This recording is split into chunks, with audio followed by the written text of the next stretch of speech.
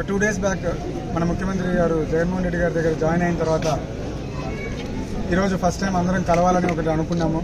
నేనే ప్రభాకర్ రెడ్డి గారిని, ఎమ్మెల్యే నాని గారిని ఇద్దరిని ఇంటికి ఇన్వైట్ చేయడం జరిగింది టీకి.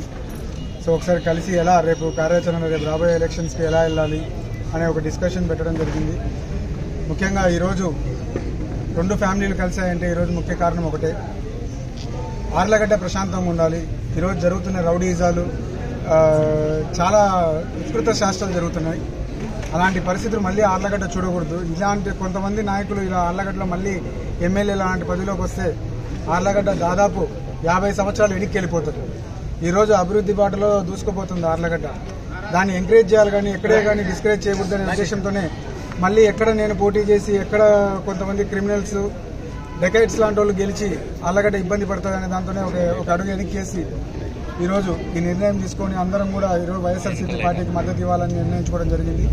రేపు రాబోయే ఎలక్షన్స్లో ముఖ్యమంత్రి జగన్మోహన్ రెడ్డి గారికి ఆర్లగడ్డని అత్యంత మెజార్టీతో గెలిపించి ఆయనకి గిఫ్ట్గా ఇచ్చి ఆర్లగడ్డని అభివృద్ధి చేసుకోవాల్సిందిగా మా ఒక మెయిన్ లక్ష్యంగా పెట్టుకొని ఈరోజు ముందుకు వెళ్తాం.